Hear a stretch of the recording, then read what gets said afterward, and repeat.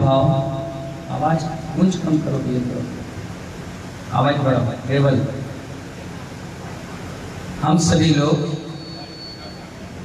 आज भक्तामर स्तोत्र के 8वें नंबर के काव्य को पढ़ रहे हैं। कौन से नंबर को पढ़ रहे हैं? 8वें नंबर की। इसका शीर्षक है सर्वारिष्ट योग निवारक। क्या कहा?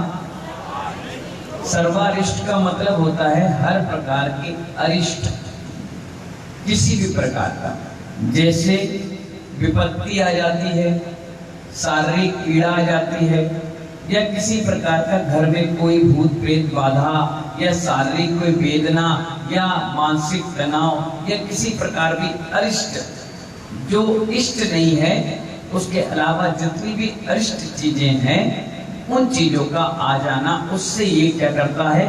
उस योग को निवारण कर देता है। क्या कर देता है? हाँ, कुछ भी, जैसे मंत्र कर दिया, किसी ने ऊपरी बाधा कर दी, या किसी ने कुछ भी प्रकार से आपको परेशान किया है, तो उस अरिष्ट चीजों को ये योग क्या करता है? निवारण कर देता है। इस प्रकार का कौन सा ये काव्य है? भक्तामर नंबर का काव्य का 8वां नंबर का। और ये शुद्धि कर लीजिए। क्या करेंगे? पहले आज शुद्धि कर लीजिए। पढ़िए, मत वेती। कल येती था और आज वेती है। इन सब चीजों का ध्यान रखेंगे, है ना भैया? आवाज गूंज रही, थोड़ा कम करो, गूंज। मत वेती, बोलो। नाथ, ना था के बाद एक लकीर है, वो आ का उच्चारण होता है बड़ा, तो नाथ। हाँ, तब संस, बोलो संस, तवन, संस्त का भी जोड़ लीजिए, संस्त वनम, संस्त वनम मये, ठीक है? मार भये, बोलो मार भये, एक मिनट, मार भयते, ठीक है ना? ता में वो मात्रा है ना, मार भयते तनु, नु छोटा है ना, कैसे बोलेंगे? तनु नहीं बोलेंगे, तनु दिया पी, या में आ की मात्रा है और पी छोटा है, तो दिया पी। तब अब इसमें पा जुड़ जाएगा बा के साथ, क्योंकि प्रा है ना, तो आधा पा जुड़ जाएगा। तो बोलो तब, लिख भी लो, बाद में दिक्कत नहीं है। तब प्रभावात, भा में आपकी मात्रा है, बा में, और आधा ता है, इसलिए कैसे पढ़ेंगे उसको? प्रभावात, बोलो जोर से, ठीक है ना? चेतो, तो बड़ा है ना, चेतो हरिष्यति, हरिष्यति सताम, सा कौन सा है? सड़कता, सताम, दांत से टकराना चाहिए, दंती सा है, सताम। नलिनी, ली में छोटी है ना, और नी बड़ी है, तो नलिनी। दले शु, शु कौन सा है? तालु सा है, दले शु, सीटी नहीं आएगा, लेकिन ऊपर तालु में जीभ टकराएगी। दले, दले शु। मुक्ता, बोलो मुक्ता फल, दुति, दुति, मुपैती, पैती, ती छोटा है, पैती नहीं बोलना है, मुपैती। ननु, ननुद, ननुद आएगा, ननुद, बोलो ननुद। बिंदु, दू के बाद क्या है? हाँ है, ठीक है ना? बिंदु, बोलो बिंदु। हो गया? शुद्ध हो गया? कोई दिक्कत परेशानी? अच्छा, एक माता जी बीच में एक प्रश्न पूछ रही थी हमसे कि झोम झोम का अर्थ क्या होता है। मैंने क्या कहा था, बता देंगे। इस पुस्तक में 224 नंबर पृष्ठ पूरे मंत्रों का अर्थ लिखा है। ओम मंगल बीज होता है। क्या होता है? सब बीज, सारे बीज मंत्र हैं, इसलिए सबके साथ बीज शब्द जुड़ेगा। एक बीज से हजारों बीज हो जाते हैं, इसी प्रकार एक मंत्र से हजारों मंत्र सिद्ध हो जाते हैं, ठीक है ना।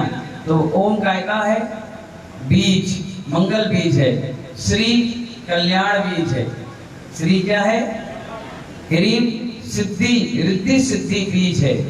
क्या है? रिद्धि भी होता है और सिद्धि भी। श्रीम कीर्ति बीज है।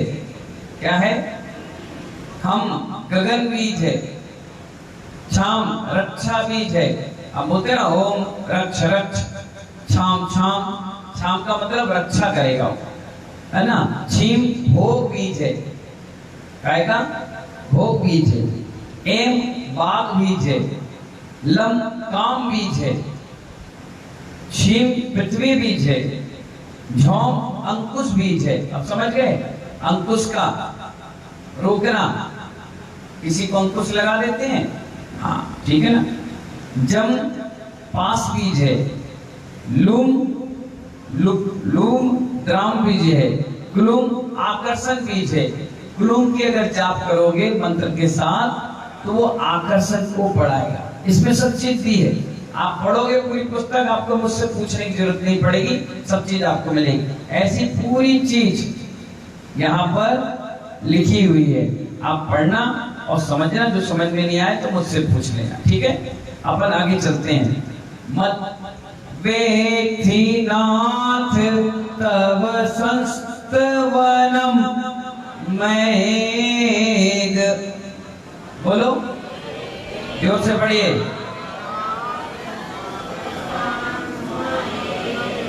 महिलाएं अलग भाग गई, जेंट्स अलग, एक साथ पढ़िए।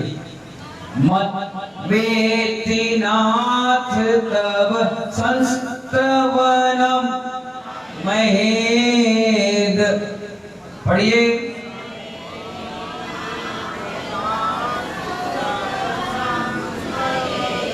और जोर से इस लाइन को पढ़िए फिर से। मत वेथि नाथ,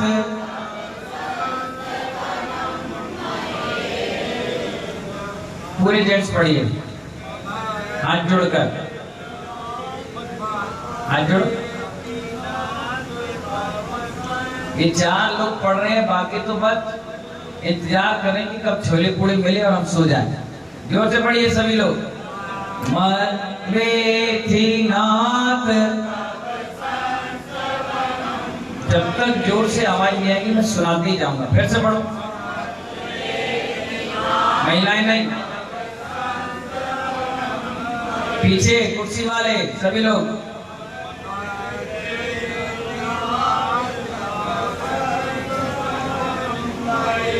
पूरी महिलाएं पढ़िए।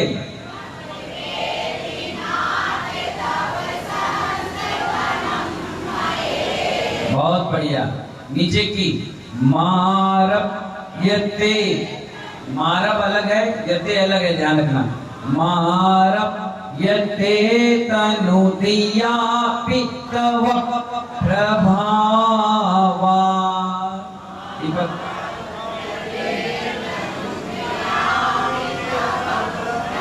फिर से। मारब यते तनुदिया पितव प्रभावा,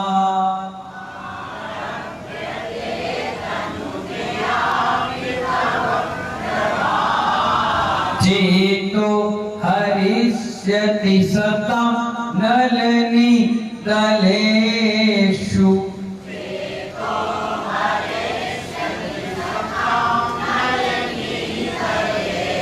फिर से।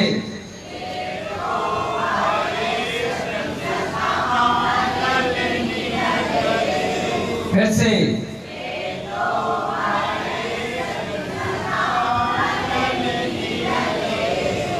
मुक्ता फल दुति मुपेति ननूद बिंदु,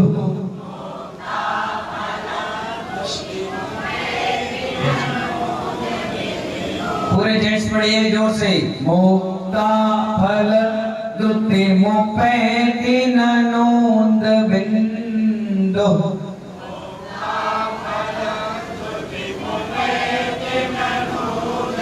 अब शुरुआत हम करेंगे, सभी को बोलना है। मत वेथि, जोर से बोलिए। पंडित जी जोर से। चेतो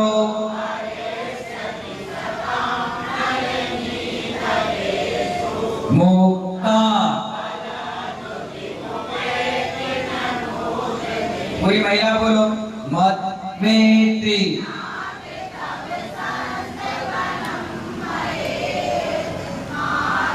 और जोर से।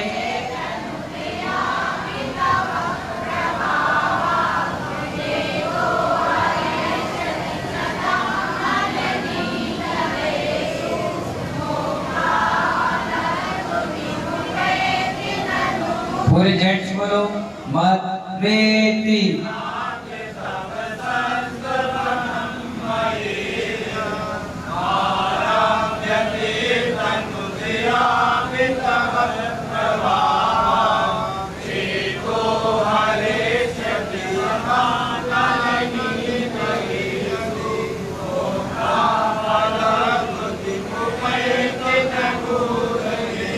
बहुत बढ़िया। कौन पढ़ के सुनाएगा इसको?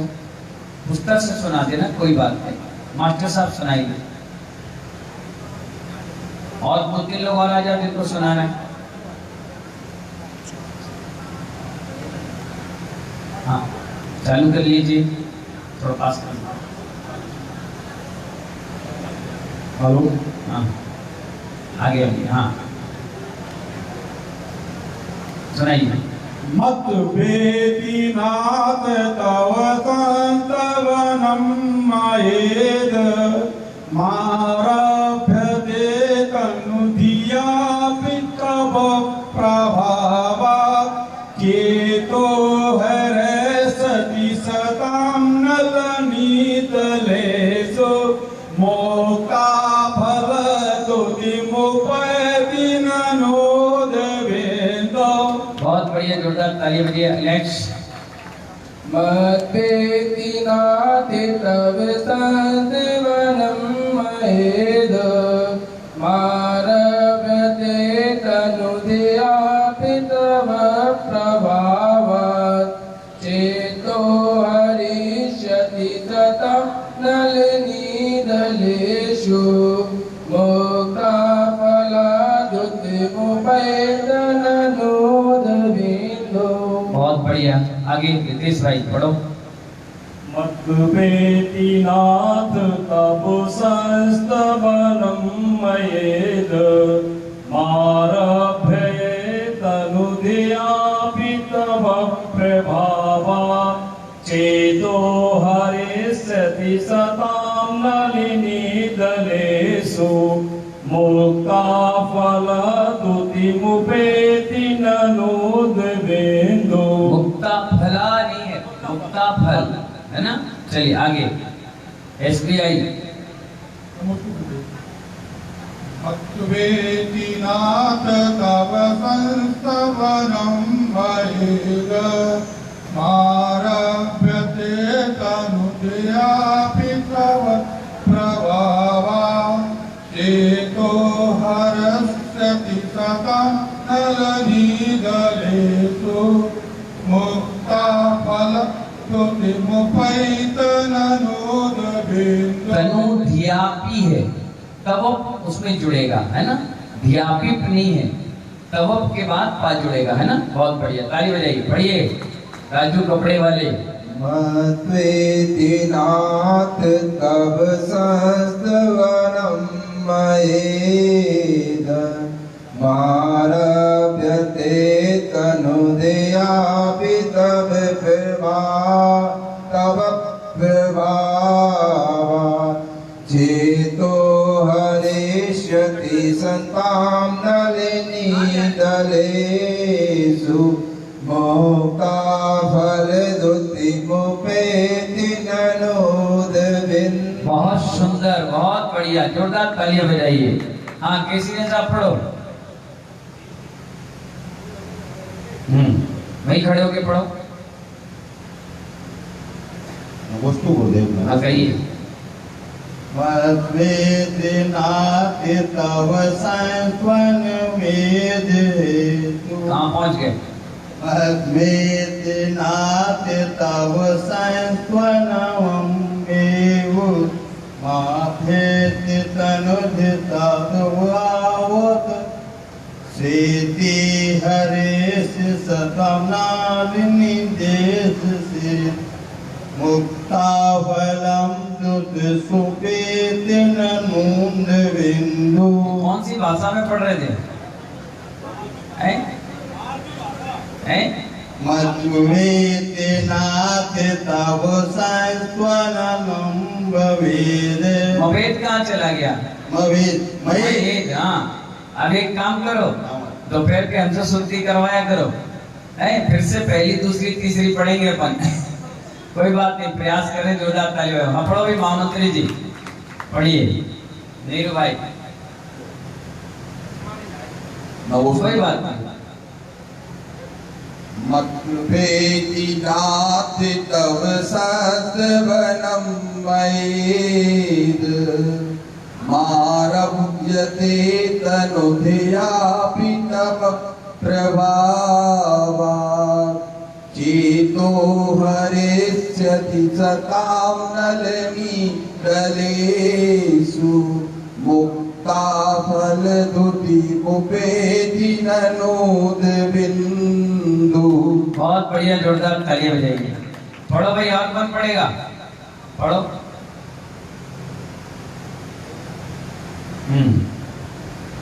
नमस्ते गुरुदेव। हाँ, थोड़ा आगे आ जाओ, सुरेंद्र जी हट जाओ। मद्वेति नाति तव संस्त्वनं मयेद मारब और मुझे चला गया, किताब ही देता भाई, किताब में देता। मद्वेति नाति तव संस्त्वनं मयेद मारभ्यते तनुजापि तव प्रभावात् चेतो हरिष्यति संतानलिनीतलेषु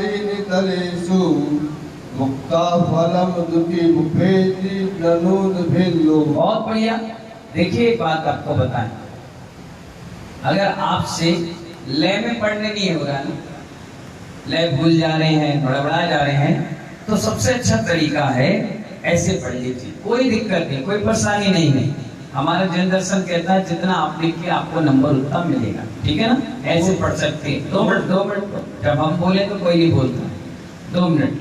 मद्वेति नाथ तब संस्तवनम मयेद मारभ्यते तनुधियापि तव प्रभावा चेतो हरिष्यति सतां नलिनीतलेषु मुक्ता फलधुति उपेति ननूद बिंदु। अगर इतना भी आपने पढ़ लिया तो भी पुण्य मिलेगा। लय इसलिए बना दी गई कि कोई शब्द नहीं छूटे और आपका मन लगा रहे। पूजा तो आप मंदिर में करते ही हो, विधान भी करते हो, पाठ भी करते हो, सब करते हो। संगीत की क्या जरूरत पड़ती है? उससे आपका मन जुड़ जाता है, ऊर्जा लग जाती है, एक ऑटोमेटिक सिस्टम जुड़ जाता है। भावर तो 10 मिनट में फिर जाती है, लेकिन उसमें भी संगीत, नाचना, गाना, डीजे साउंड, क्यों? मनोरंजन हो जाता है, लोग जुड़ जाते हैं किसी भी तरीके से। इसलिए इसमें छंद जोड़ दिया गया, जिससे आप गाएं तो आपका मन भावुकता से वहां जुड़ जाए, ठीक है ना? इसीलिए पढ़ो भाई, क्या पढ़ रहे थे? पढ़े जाओ। हाँ दीपक, पढ़ो पास से। मद्वेति नाति तव संस्त्वनं मयेद मारभ्यते तनुजापि तव प्रभावात् चेतो हरिष्यति सतां नलिनीतलेषु मुक्ता फलम सुतिमुपेति ननूद बिंदु। इस मोबाइल की जगह टिनवाड़ी ले लोगे ना तो साफ साफ दिखेगा, ठीक है? हाँ, इसलिए चश्मा लगा के आया करो और पढ़ा करो। अशुद्धि में नहीं पढ़ना, बहुत गलतियां हैं। ढंग से सीखो और खूब पढ़ो। चलिए, इसका भावार्थ समझिए। इसमें आचार्य भगवान मांगतुंग महाराज हमें आदिनाथ भगवान से सीधे सीधे जोड़ रहे हैं और वो बताने का प्रयास करें जिस प्रकार कमल के पत्ते के प्रभाव के कारण पत्ते पर पड़ी जल की बूंद मोती सी लगती है। कैसी लगती है? आप देखिए, कभी कमल देखा है? कमल के पत्ते देखे हैं? उस पर पानी डालो तो कैसे दौड़ता है, पारे की तरह, मोती की तरह एकदम चमचमाता है सुबह सुबह। कभी ठंड के मौसम में जब कमल का तालाब में कमल लगते हैं, अभी रास्ते में हम लोग टेकनपुर के पास देख कर के आए, उसके पत्तों पर पानी एकदम मोतियों के साथ चमकता है। तो आचार्य ये कह रहे हैं, पत्ते पर पड़ी जल की बूंद मोती सी लगती है, वैसे ही मुझ अल्पक के द्वारा किया गया यह स्तवन सज्जनों को, मन को आकर्षित करेगा। इसमें आपका ही प्रभाव है। कितनी अच्छी बात कह रहे हैं कि उन्होंने अपनी सारी भक्ति, अपनी पूरा ज्ञान प्रभु के प्रभाव को बता दिया कि आपका प्रभाव है, इसी के कारण हम इस लायक बन पाए और कह रहे हैं। ठीक है ना? समझ में आ गया? इसका रिद्धि मंत्र पढ़िए, हाथ जोड़िए। ओम ह्रीम अरहम नमो पादानुसारिणम रिद्धि सहित श्री आदिनाथ जिनेन्द्राय अर्घम निरूपामि ते। बहुत बढ़िया। इसका रिद्धि मंत्र एक और है यहाँ पर, उसको पढ़ेंगे आप, है ना? ओम ह्रीम अरहम नमो पादानुसारिणम झोम झोम नमः स्वाहा। इसका अर्थ है, ऐसे ऋषि जिन्हें एक पद पढ़कर द्वादशांग का ज्ञान हो जाता है, उन्हें मेरा प्रणाम हो गया। काय के प्रणाम किया अपन ने, नमस्कार किया? क्योंकि उनको एक बार पढ़ते थे, एक लाइन पढ़ा और कितना याद हो गया? पूरी जिनवाणी। कितनी?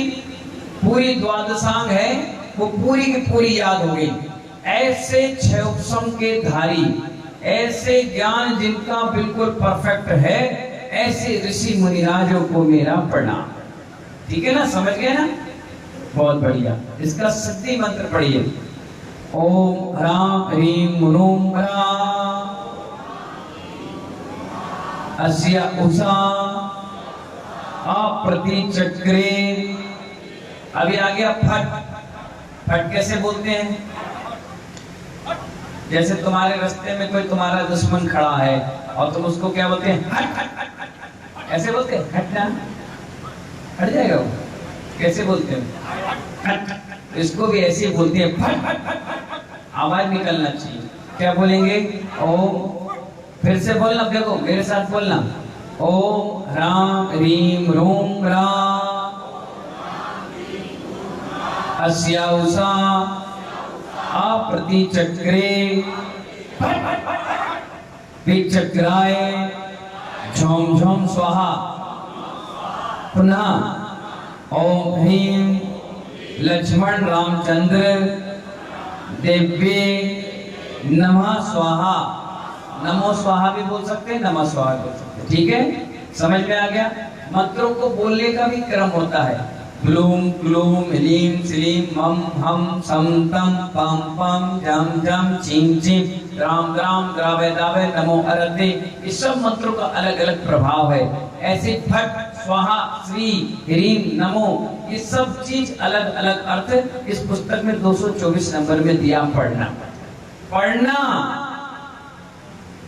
काली देवी बनकर सिद्ध नहीं करने बैठ जाना, नहीं तो हम बुला तो लेते हैं, भगा नहीं पाते। ध्यान रखना। हाँ, बुला तो लेंगे सारे देवी देवता को, भगाते नहीं है। इसलिए ध्यान रखना, कोई आ गए ना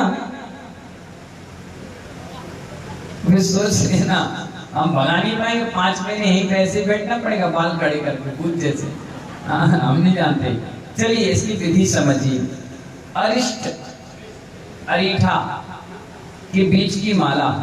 अरीठा समझते हो? सिकाकाई आता है ना, अरीठा बोलते हैं उसको। उसकी बीच की माला 21 दिन तक प्रतिदिन 1000 बार रिद्धि मंत्र की जाप जपते हुए घृत मिश्रित, घृत का मतलब घी, कौन सा? अलग अलग घी है, सुन लीजिए। घी और तेल दोनों का प्रयोग आप दीपक में करते हैं। बड़े ध्यान से सुनिए भैया। जब हम बोले बीच में उठम बैठम इधर उधर कुछ नहीं चलेगा, डू नॉट डिस्टर्ब। ठीक है? मेरा मन इधर उधर चला जाता है। किसका बता, तेल के बारे में बताता, घी तेल के बारे में। ये अलग अलग चीजें होती हैं, नारियल का तेल, तिल्ली का तेल, सरसों का तेल, अरंडी का तेल, सोयाबीन का तेल, मूंगफली का तेल, अलसी का तेल, घी, ये सब का अलग अलग प्रयोग होता है। किसी व्यक्ति को, किसी को परेशान करना है तो अलग तेल है, घी अलग है, भैंस का दूध का घी अलग है, गाय के दूध का घी अलग है, ये अलग अलग प्रयोग है। इस पुस्तक में दिया है, मैं बता रहा हूँ आपको, पढ़ना, घर में पढ़ना, प्रयोग मत करना बस, क्योंकि तुम सबसे ज्यादा उल्टे सीधे काम ज्यादा करते हो, सीधे काम नहीं करते हो।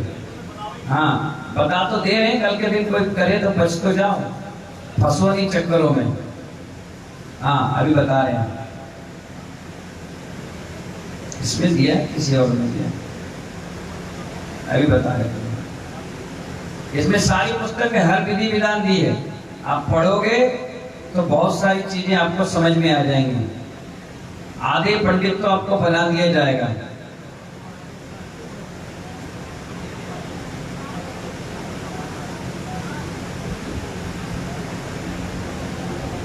अभी बता रहे हैं।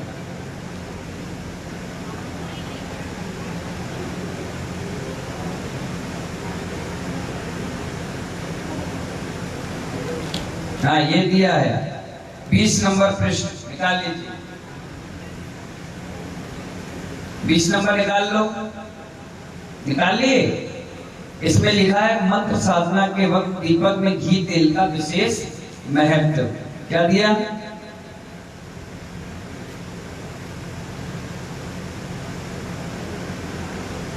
देखिए, 20 नंबर निकाल लिए। हाँ, इसमें लिखा है गाय के दूध का घी का दीपक सर्व सिद्धि कारक होता है, सबसे अच्छा। किसका?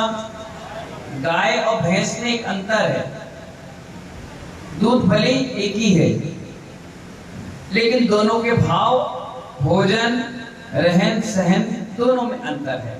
अब आप देखिए, गाय जब भी घास चरने जाएगी वो क्या करती है? घास तो खाती है, कभी उखाड़ती है। और भैंस को जब छोड़ोगे आप तो घास के साथ साथ जमीन की मिट्टी तक उखाड़ देती। दोनों के भाव में अंतर देखिए। कभी कभी भैंस जब आप उसको तालाब में छोड़ोगे तो वो पहले तालाब में डूबेगी और डूबने के बाद पूरे तालाब को गंदा करेगी। लेकिन गाय के में क्वालिटी है, अगर वो चली गई पानी में, गर्मी लगी तो चली गई तो चुपचाप सीधे से आ जाती। गाय गौ है, गौ बिल्कुल, उसको हिंदुओं में माता कहा गया है, भैंस को पिता नहीं कहा। भैंस कहां से आई थी मालूम है? भारत में भैंस नहीं थी, गाय थी। 40 करोड़ गाय थी जब अकबर थे। कितनी? अब 4 करोड़ रह गए योगी और मोदी के राज में। कुछ दिन बाद ये भी चली जाएंगी, बचेगी नहीं। ये तो बहुत अच्छा है कि आज मोदी जी, योगी जी जैसे लोग हैं, शिवराज जैसे लोग हैं, इसीलिए क्या है, ये बच गई। तो गाय जो है माता के रूप में पूजा जाता है। गाय का गोबर भी अच्छा माना गया है। गाय सात्विक जीव है, गंदा नहीं खाती, बहुत प्रेम से वात्सल्य भाव के साथ रहती है। और गाय की क्वालिटी और है, वो कभी भी गुस्सा नहीं होती, शांत रहती, सीधी। कई बार बहुएं आ जाए सीधी, अब तो आती नहीं। सास उसको गाय की संज्ञा देती थी, हमारी बहू गऊ की समान है। किसकी समान? किसके समान? अब नहीं मिलती, अब तो कहती है शेर पे सवार होकर आई है। हाँ, बेटा शेर था, उसकी सवारी बनकर आई है, सब बिगड़ गया माहौल। तो गाय का सर्व सिद्धिदायक होता है कौन सा? घी, ठीक है ना। इसके बाद भैंस का घी मारण में काम आता है। मारण समझते हो? नहीं समझते, ज्यादा गहराई में मत जाओ, बस समझो। मारण का मतलब ये होता है, जैसे आपकी फोटो खूब फेसबुक पे डालती हो, मेकअप करी तुरंत डाली, शादी हुई तुरंत डाली, बच्चा हुआ तुरंत फोटो डाला, एनिवर्सरी, हर महीने एनिवर्सरी 1 तारीख को मना रहे, बर्थडे मना रहे, पार्टियां मना रहे, हल्का सा नए कपड़े पहने फोटो, मॉल में गए फोटो, कितना बड़ा अपराध होता है तुमसे मालूम है, तुम्हें नहीं मालूम? छोटी छोटी चीजों में फोटो, आपने अपने दुश्मन को अपनी ही चीजें फॉरवर्ड कर दी, आप जानते नहीं इसका मतलब। अब क्रिया ही कम होने लगी। पहले के समय में लोग क्या करते थे, किसी से दुश्मनी निकालना है तो उसके सर के बाल, उसके कपड़े, उसकी चीज यूज जो करते हैं, यहाँ तक कि जिस जगह बैठा उस मिट्टी का भी प्रयोग अगर करते थे तो भैंस के दूध में घी बनाया और उसका दीपक जलाया और आपके ऊपर उस फोटो पर प्रयोग करते हैं। उस फोटो को जहां जहां कष्ट पहुंचना है वहां व्यक्ति को शारीरिक पीड़ा प्रारंभ हो जाती है। उसे कहते थे मूठ मारना। यहां से आपने मंत्र क्रिया की और हिंदुस्तान के वर्ल्ड में कहीं भी होगा आदमी, वो वहां तकलीफ होना चालू हो जाती है। आज भी कई लोग ऐसे तांत्रिक हैं जो आपके विरोधियों के लिए ये काम करते हैं, परेशान करते हैं कि आप कैसे भी आगे बढ़ ना पाओ, बीमार पड़े रहो।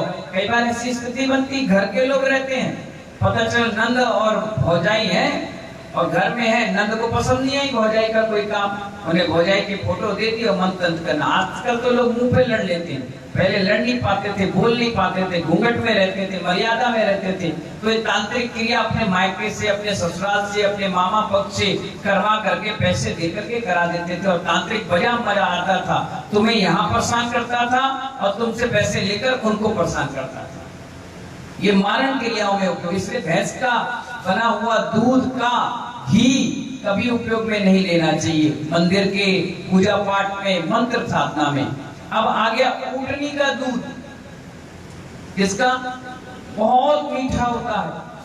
जैसे ही ऊँट का दूध निकला और मुश्किल से मुश्किल 2 मिनट में उसमें कीड़े पड़ जाते हैं। इसीलिए साधु श्रावक कोई भी ऊँट का दूध नहीं लेता। विद्वेषण के लिए, लड़ाई झगड़े के उपयोग में काम आता है, ठीक है। भेड़ का दूध, भेड़ का दूध शांति कर्म के लिए, कहीं शांति करना है तो भेड़ के दूध का बना हुआ घी उपयोग में लेना चाहिए। बकरी का दूध, उच्चाटन, तुमने हम पर फेंका, हमने तुम पर फेंक दिया, हमारे तक ही नहीं आ पाया। आप देखना, रामायण चलती थी पहले टीवी पर, रावण ने एक तीर छोड़ा सिद्धि के साथ, यहाँ से राम ने छोड़ दिया, वही सिद्धि उसी पर उल्टा आ गई। उसको कहते थे उच्चाटन विधि। क्या कहते थे? उल्टा दूसरे के ऊपर थोप देना, उच्चाटन विधि। इसमें बकरी के दूध का उपयोग होता है। तिल के तेल का सर्वार सिद्धि। आपके यहाँ घी प्योर नहीं मिले, नहीं पता चले गाय का है, घी का है कि इसका है अपना भैंस का, तो सबसे अच्छा, सबसे प्योर चीज, ना हिंग लगे ना फिटकरी, रंग चौका हो जाए, सस्ता सुंदर टिकाऊ आपके जुगाड़ का काम। तिल का तेल निकलवाओ प्योर, ज्यादा कोई दिक्कत नहीं, चोरी होने का डर नहीं, मिलावट का डर नहीं, अपने सामने निकाल लो, उसका घी बनाओ और उससे आरती कर लो, साधना कर लो, आपको कोई दिक्कत नहीं। सरसों का तेल भैंस के घी के बराबर है, मारण में कष्ट करता है। समझ गए ना? ये गलत चीजें हैं, इसका उपयोग कभी नहीं करना चाहिए। घर में पढ़ लेना। अब आगे चलिए, अब ज्यादा गहराई में मत जाओ। एक प्रश्न आया था मेरे पास, मंदिर में जाप अनुष्ठान क्रियाएं करते हैं, सुबह नींद बहुत आती है, नींद के कारण धार्मिक क्रिया नहीं हो पाती, मार्गदर्शन दीजिए और उपाय बताइए जिससे नींद ना आए। पहली बात, अगर आप रात के 9 और 10 बजे सो जाते हैं और सुबह 5 बजे उठ जाते हैं, सुन लीजिए बड़े ध्यान से, तो आपको कभी भी कोई मंत्र क्रिया में नींद उबासी या जमाई नहीं आएगी। पहली चीज। अब आप रात के 12 और 1 बजे तक जगो और सुबह 5 बजे उठ जाओ, तो क्या होगा? क्या होगा? उबासी आएगी, नींद नहीं होगी। मुझे तो नहीं आ रही, मैं रात के 10 बजे 10:30 बजे सो गया, 4 बजे उठ करके बैठ गया, मेरी नींद पूरी हो गई। अब मुझे नींद में इस इतनी क्रिया में कभी आपने कहा ओम नमः शिवाय, ऐसा किया? मैं किया? कभी तुमने देखा, सुना? नहीं। पूरी ऊर्जा के साथ, इंटरेस्ट के साथ मैं पढ़ाता हूँ। तो पूरी नींद लीजिए। पहला काम क्या करिए? पूरी नींद लीजिए। पूरी नींद हो गई, इसके बाद पेट साफ रखिए। पेट अगर साफ नहीं है तो भी अंदर की गंदगी गैस के रूप में, प्रमाद के रूप में शरीर पर और आपके मन पर असर डालेगी। तीसरी चीज, कभी भी गरिष्ठ भोजन ना करें, जैसे छोले, मैदा, उड़द की दाल, ड्राई फ्रूट, हैवी तला भुना, जो आपके शरीर में जाकर के आपको प्रमाद, पराठे, पूरी, पकोड़े, समोसे, दुनिया भर का जो आप खा लेते हैं जंक फूड, उससे शरीर में भी प्रमाद और फैटी आ जाता है, जिससे आपको नींद आती है। ये 4 चीजें अगर आपने ठीक कर ली और इसके बाद भी अगर नींद आ रही है, तो ये ज्ञानावर्णी कर्म का तीव्र आश्रम है। इसके लिए आपको क्या करना चाहिए? ज्ञान की आराधना को बढ़ाना चाहिए। क्या करना चाहिए? नींद आ रही है, तुरंत जाओ मुंह धोकर आओ। नींद आ रही है, खड़े हो जाओ। नींद आ रही है तो 2 मिनट के लिए मन इधर उधर करके फिर पढ़ने लग जाओ। कैसी भी लगन लगाए रहो, आज कल परसों आपको अपने आप लगन लगे और वो 11 वर्णी कर्म हटते ही आपका सब कुछ ठीक हो जाएगा। समझ गए? चलिए अब इसका अरिष्ट, हाँ ये आ रहा था, अपन पढ़े थे, घृत मिश्रित गूगल की धूप क्षेपण करना चाहिए। नमक की डेली से भी होम करना चाहिए, नमक का भी उसमें क्षेपण करते रहना चाहिए, इससे धूप होती है। अब गुण सुन लीजिए। यंत्र को पास में रखने से, 8वां काम रिद्धि मंत्र की आराधना से सब प्रकार के अरिष्ट, आपत्ति, विपत्ति, पीड़ा आदि दूर हो जाते हैं। नमक के 7 टुकड़े लेकर, नमक जानते हो कौन सा? अपने यहाँ जैन परिवार में कभी भी बाजार का पैकेट का नमक नहीं चलता है। हाथ ऊपर करिए, कौन कौन चलाता है? सभी चलाते हैं। आज से इस चीजों का उपयोग बंद करना चाहिए। पूछिए क्यों? ऐसे करोगे तो नहीं बताएंगे आप। फ्री में बता रहे हैं। कौन सा तुम हमें फीस दे रहे हो, कौन सा तुम नंबर लगा रहे हो? फ्री में सब चीज मिल रही है, उसकी कीमत नहीं समझ रहे। हाथ जोड़कर बोलो, बोलो हे मुनि, हे उपाध्याय श्री, बोलो उपाध्याय श्री। हाँ, कौन से नमक का उपयोग करना चाहिए? हमेशा नमक जो हम खाते हैं, डल्ला, सेंधा नमक गुलाबी जैसा होता है, उसका ही प्रयोग करना चाहिए हमेशा। प्योरिटी, आयोडीन, मजबूती उसी से आता है। उससे बीपी हाई नहीं होता, उससे बीपी लो नहीं होता, उससे हड्डियां नहीं गलती, उससे शरीर में ताकत मिलती है। और महिलाओं को तो अक्सर आयोडीन की कमी डॉक्टर बताता है, इसीलिए आपके साथ 2-3 शरीरों का जन्म और होता है। इसीलिए आपको भरपूर मात्रा में इस पत्थर वाले जो पहाड़ी नमक है, सोंधा नमक कहते हैं, उसका उपयोग करना चाहिए। बाजार के नमक में कोई प्योरिटी नहीं होती। पता नहीं किस व्यक्ति ने कहा, किस कंपनी में, कैसी मशीनों में कैसे क्या निकला, कैसे उसको लोगों ने छुआ, और प्लास्टिक का संपर्क आने के बाद शरीर में ऐसे ऐसे वैज्ञानिक तत्व उत्पन्न हो जाते हैं जो आपके शरीर को जल्द से जल्द खराब कर देते हैं। इसलिए किसका उपयोग करना चाहिए? कौन कौन करेगा बताना? अब कहोगे इसमें स्वाद नहीं है। स्वाद तो घी में भी नहीं है, फिर क्या क्या खोद लेती हो, क्यों खा लेती हो? नहीं, प्योर चीज लेना चाहिए। इसलिए निर्गंत जितने भी साधु पिच्छीधारी वो बाजार का नमक नहीं लेते, इसी को पीस लो बढ़िया। और कौन सा, और मालूम है एक चीज ध्यान रखना, हाथ जोड़ो, बोलो महाराज जी एक चीज और बताओ। बोलो बताएंगे, नहीं भी पूछो तो ही बताएंगे। एक चीज ये बता रहे हैं कि आप लोग ऐसे कितने लोग हैं जो ऊपर से नमक लेते हैं? ईमानदारी बताना, मैं तुम्हें थोड़ी गर्दन पकड़ रहा हूं। सब लोग लेते हैं ना?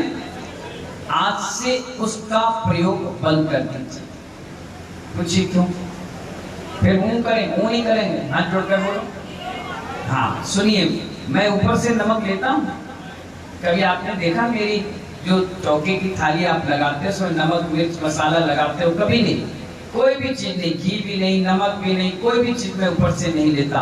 देखिए बड़े ध्यान से वैज्ञानिक रीजन के हिसाब से समझिए। मैं बहुत शोध करता हूँ, बहुत चिंतन करता हूँ, बहुत मनन करता हूँ, तब जाकर कोई शब्द पर मैं माइक से बोलता हूँ। नमक पर मैंने बहुत रिसर्च करी, अच्छे अच्छे बड़े बड़े डॉक्टरों से विचार गोष्ठियां की, तब जाकर के रीजन निकल कर आया। पहले के समय में जब माँ भोजन बनाती थी तो डिल्ले डिल्ले नमक उसमें डाल देती थी, टुकड़े करके डाल देती थी और उबालने के लिए सिगड़ी पर रख देती थी। वो उबलते रहता था। नमक क्या होता था, उबलता था तो इतना नमक आधा तो उड़ जाता था और आधा उसमें चला जाता था। अब वो पौष्टिक बन गया। क्या बन गया? अब उसको जब भोजन करोगे तो शरीर में जमेगा नहीं, अभी तो लघु शंका और शौच के जरिए निकल जाएगा। और जब अगर आप ऊपर से नमक लोगे तो पहले बात वो पकेगा नहीं, दूसरी बात जैसे ही आपने लिया तो हो सकता है ज्यादा पेट में जाएगा तो वही पेट में जमने के कारण हड्डी को कमजोर करेगा और बीपी को धीरे धीरे बढ़ा देगा। इसीलिए ज्यादातर महिलाओं को काय की शिकायत है, बीपी हाई की या बीपी लो की। हड्डी चटक रही है ना, टेढ़ी मेढ़ी हो रही, बाई की बीमारी हो रही, ये कमर में घुटनों में दर्द बढ़ रहा है, ये सब इसी चीजों की कमी के कारण। पुरानी महिलाओं को देखो 80-90 साल की मस्त दौड़ कर आ रही है, भाग के जा रही है। तुमसे कहा जाए कि 3 मंजिल में जाओ, महाराज को आहार दे आओ, अम्मा को भेज दो। अम्मा क्यों भेज दो भैया, तुम क्यों नहीं जा रही? हमारी कमर पिरा रही, हमारे घोटों में दर्द है अभी से। हाँ महाराज जी, ऑपरेशन से बच्चे हुए, ऑपरेशन से तो फिर भी होते थे, 2-2, 3-3 होते थे, फिर भी सब मस्त है। तुम क्यों ऐसी फस्त हो गई, गोल मटोल सी होगी हैं? ढंग से भोजन करिए। नमक को क्या करना चाहिए, बनते समय डालिए। घी भी ऐसे ही है, जब आप घी बनते में डालोगे, पहले के समय में 1 कटोरी घी पी जाते थे लोग और कोई कोलेस्ट्रॉल नहीं होता था, किसी का ब्लॉकेज नहीं होता था। 60% तो मेरा इनका सबका ब्लॉकेज निकलेगा, इतना ब्लॉकेज तो सबका नॉर्मल है। 60 से प्लस होगा तब थोड़ी घबराने की बात होती है। अब आप देखिए, घी पहले आदमी क्या करते थे, पी जाते थे, ऐसे मैंने देखा ऐसे चाट चाट के खाते थे, प्योर रहता था। आजकल मिलावट खाता है। अब मिलावट का आता है तो नियम से आप क्या करते हो, बनाने के बाद ऊपर से डालते हो, वो घी हो गया कच्चा। अब वो भोजन में नहीं आ पाया, भोजन के साथ आएगा तो मल के साथ तो निकल जाएगा। अब वो आ गया एक्स्ट्रा में, अब एक्स्ट्रा पनीर, मक्खन, चीज, ये दुनिया भर की चीज ऊपर से डाल के खाते हो। अब जब खाते हो तो वही सब ब्लड में जाकर मिल जाता है और वो ब्लॉकेज बना देता है। इसलिए क्या करना चाहिए, घी सब्जी में डाल दो, जो डल गया उतना आराम से आप ले लो, जो नमक डल गया वो ले लो। और आचार्य महाराज बता रहे थे, जो व्यक्ति ऊपर से नमक लेता है उसकी यश कीर्ति नाम धीरे धीरे खत्म हो जाता है, और जो व्यक्ति ऊपर से नमक नहीं लेता है उसकी दिन दुगनी रात चौगुनी तरक्की, वैभव, यश कीर्ति नाम बढ़ता चला जाता है। आज देखिए, मुझे भी 12-13 साल हो गए, मैं नमक लेना बंद कर चुका। उससे पहले बेहसन सागर कौन थे और आज उपाध्याय बेहसन सागर कहां से कहां पहुंच गए, ये फर्क पड़ता है। इसीलिए और दूसरी बीमारियों से बच जाते हैं। इसलिए आज से नियम ले लेना कि हम थाली में नमक ऊपर से नहीं लेंगे। और सुनिए, कसाई भी नहीं आती। अगर चीज में नमक नहीं है और तुमने खाना चालू कर दिया और तुम्हारा नियम है कि नहीं नमक नहीं लेंगे, तो आप बिना नमक के भोजन कर लोगे, लेकिन आपके मन में कसाई नहीं आएगी। और लेने का नियम होगा तो पक्के में बोले, क्या बना दिया तुमने, नमक दो, और चाट चाट के नमक खाओगे। अमरूद के साथ खाते हो, सेव फल के साथ खाते हो, टमाटर सलाद के साथ खाते हो, कभी नहीं खाना चाहिए। उसके पौष्टिक गुण वो नमक खत्म कर देता है, बिल्कुल नहीं खाना चाहिए। जैसा नेचुरल है ऐसा आप लोगे तो जिंदगी में कभी दवाइयों की आवश्यकता नहीं पड़ेगी, आरोग्य में वर्षा योग सार्थक हो जाएगा। समझ गए आप? इसलिए बिल्कुल नमक नहीं लेना चाहिए, कभी नहीं लेना चाहिए। और बीमारी आएगी, लो भी नमक तो आपका सोडा नमक लो, पैकेट के नमक बिल्कुल नहीं लीजिए, इससे आप बच जाएंगे। ठीक है ना? तो इसमें नमक की बात बताई कि नमक के 7 टुकड़े सोडा नमक की लीजिए, और एक को 108 बार मंत्रित, यानी 700 8 सत्ते 56, यानी 756 बार आप उसको एक को 108 बार पढ़कर शरीर पर झाड़ने से शरीर के जो रोग और पीड़ा है वो दूर हो जाती। कई ऐसी बीमारियां हैं जो डॉक्टर के पास जाओगे ना वो पता नहीं कर पाता, लेकिन शारीरिक पीड़ा रहती है तो इस नमक से करने से वो ठीक हो जाती है। एक और चीज बताते हैं, कल बताएंगे, 10 बज गए ना, आप मुझसे प्रश्न भेज देना, महाराज जी नमक का उपयोग बताएं। क्या पूछोगे? पर शुरू में मत पूछना, जब मैं काम पढ़ा लूं उसके बाद, ठीक है ना? बहुत बढ़िया। इन्हीं मंगल भावना के साथ जय बोले महावीर भगवान की